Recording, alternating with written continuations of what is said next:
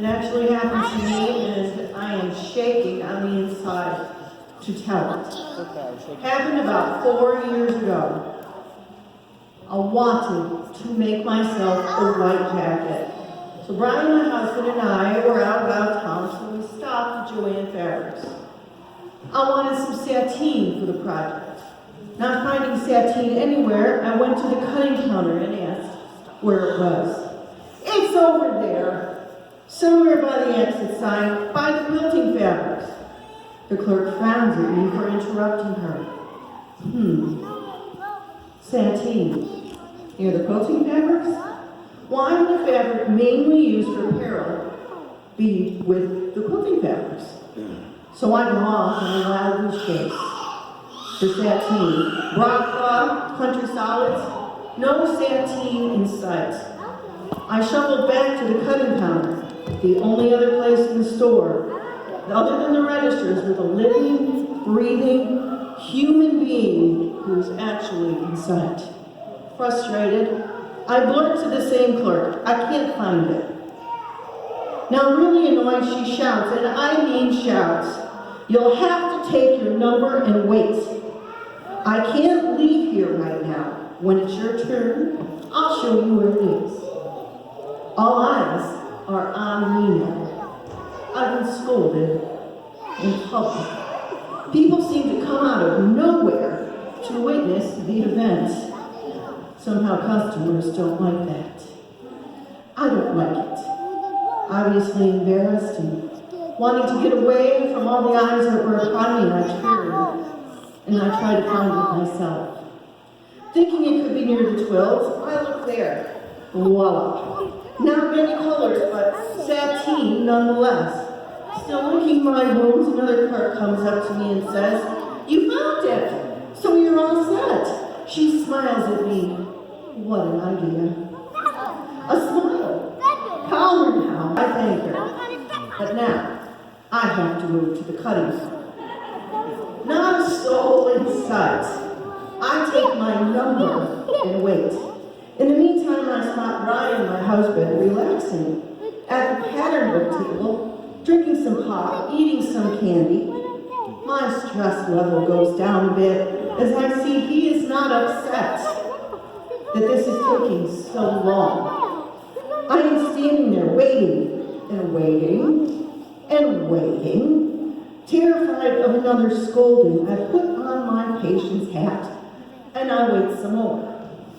Finally, someone comes, and I thank God it's not the clerk with the flaming red hair that just scolded me.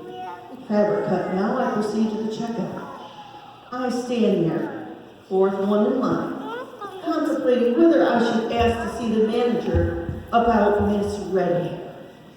Then the still small voice says, let him who is without sin be the first to cast the stone.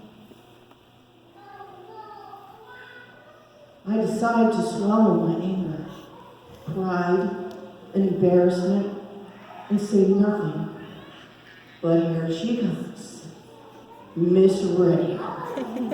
She scowls at me. I want to change my mind, but I know I can't. I walk out silently. Being scolded by God is worse than being scolded by Miss Red Hair. But at least he does it for my own good. Next up, Michael's. We need some bushel baskets for a display at Megan, my daughter's wedding. I have 2 40% off coupons toward them. On the way there, Brian tells me of his adventure at Joanne Fabrics.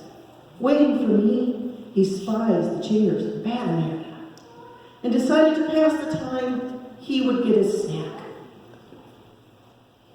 They have pop and they have candy at Joanne's, and so he buys some along with some gum, and then relaxes in the chairs and eats it and waits for me. While I'm having my fun with the sateen, a store clerk literally pounds the pavement coming toward him like a giant in Jack and the Beanstalk. Beep! Pop! Boom! Bum! Is there some reason why you didn't pay for that candy and gum? She glares at him, hands on her hips, and he thinks to himself, good thing I didn't throw out that receipt. Deflated, the clerk points at the two young ladies doing face paint at the front of the store and says, they said you didn't pay for it. And without an apology, she walks away. Now, I wish I had said something about Miss Ray. Michael's does not have the bushel baskets that we need. So I decided, since I have two 40% off coupons, I will get some cake-making supplies instead. I find them fast as Brian decides this might take a while, and so he'll wait in the truck. Easy. I find them. Only one person ahead of me in the line, and I am sure that this will not take long at all.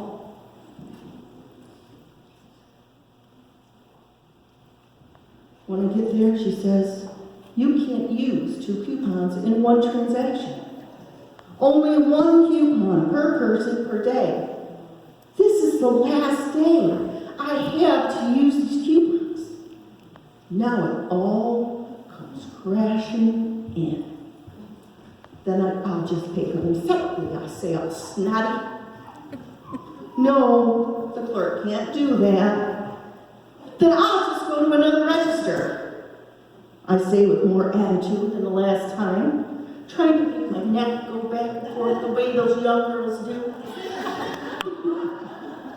They won't do it either, the clerk says, nice and calm. I buy the most expensive item with my coupon and I leave mad. The still small voice is speaking, but I am too angry to listen. I get in the truck, and I tell Brian they wouldn't let me use the 2 coupons, leaving out all the parts about the attitude. He smiles and says, isn't that what you told Rebecca about yesterday when a customer at her work was mad and she wouldn't honor a coupon? Didn't you tell her that it wasn't worth losing her job over it? Bam. Truth. God spoke. I just scolded someone who didn't deserve it. I'm embarrassed again. Done in by my own big mouth. The misdeed has come full circle. My number is up. Let him who is without sin be the first to cast the stone.